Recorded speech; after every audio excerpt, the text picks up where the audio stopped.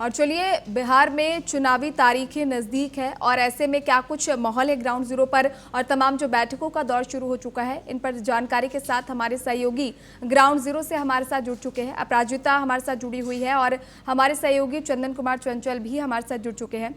चंदन, सबसे पहले आपसे समझना चाहूंगी, कल नीतीश कुमार ने आज एक बड़ी बैठक बुलाई और पार्टी कार्यालय में जेडीयू की बड़ी बैठक हुई है। सीट शेयरिंग को लेकर माना जा रहा है, इसमें चर्चा की गई है। क्या कुछ अपडेट है खबर को लेकर?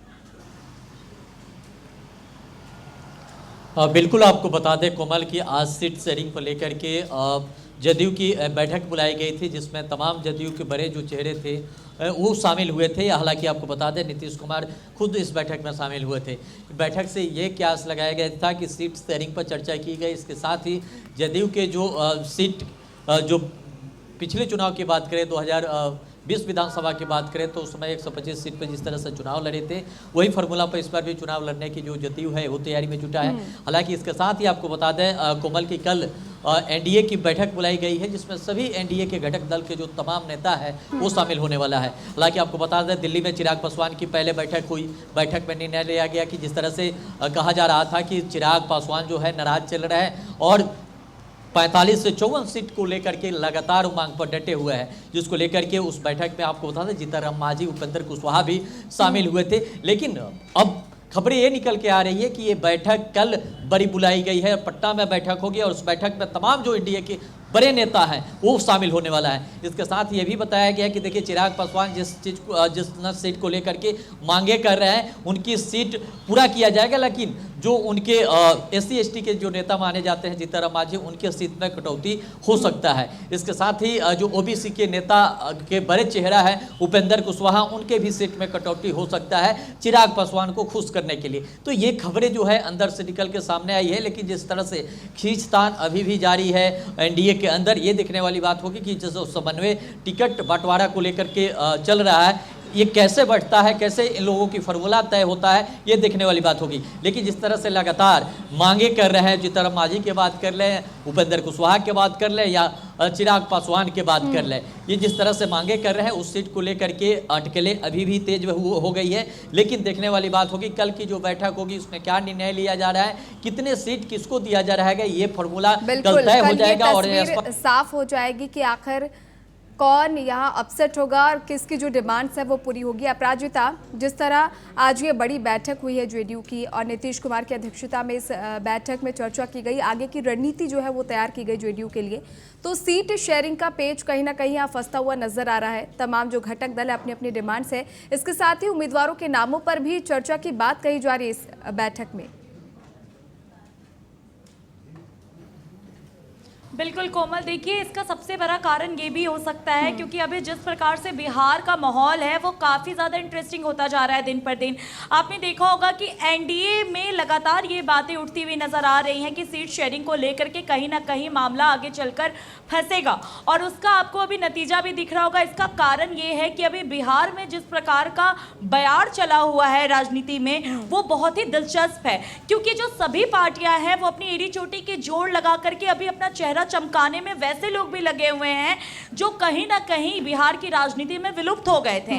वहीं अगर आप चिराग पासवान की अगर बात करें तो चिराग पासवान इस बार एक बड़ा फैक्टर बनकर सामने आ रहे हैं। हालांकि चिराग जो है हमेशा से खेला करते हुए नजर आते हैं, लेकिन चिराग लास्ट में जाते हैं बीजेपी के साथ ही, इसलिए उनको मोदी जी का हनुमान कहा जाता है। लेकिन चिराग इस बार चुनाव के दौरान कई बार ऐसी घोषणा करते हुए नजर आए हैं जिससे ये अटकलें लगाई गई हैं कि चिराग 243 सीटों पर अकेले लड़ेंगे क्योंकि वो जेडीयू से नाराज चल रहे हैं। तो क्या मोदी जी उनको खुश करने के लिए जेडीयू की पाएंगे? तो ऐसे कई अटकलें बहुत दिन से चल रहे थे और आज जो जेडीयू की बैठक हुई है, हालांकि अभी औपचारिक रूप से इसकी पुष्टि नहीं की गई है, प्रेस कॉन्फ्रेंस करके हर एक पार्टी जो है इसकी पुष्टि करेगी, लेकिन अभी सीट शेयरिंग पे मामला अटकने का सबसे बड़ा कारण यह है कि अभी यहाँ पर बीजेपी एक बहुत बड़ा फेस बनती हुई उभर रही है। कई जगह हम जब जाते हैं कोमल तो हम यही देखते हैं कि कई जगह के प्रत्याशी से लोग खुश नहीं है, वहां के विधायक से खुश नहीं है। इसका कारण ये है कि कई विधायक ऐसे भी हैं जो अपने नेता नेताओं के नाम लेकर, मतलब बीजेपी में अगर आप बात कीजिए तो मोदी जी का नाम लेकर, जेडीयू में बात करें तो नीतीश जी के कामों को लेकर के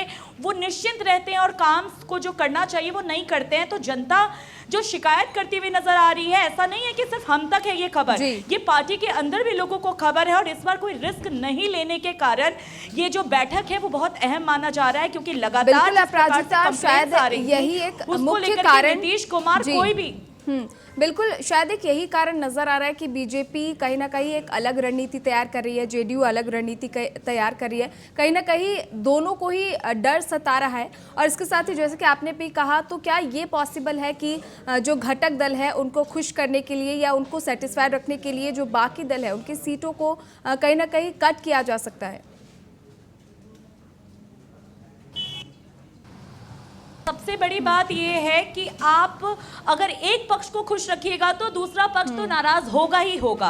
ऐसे में ये जरूरी है ये देखना कि इसमें जनता के लिए कौन सबसे ज्यादा सही है।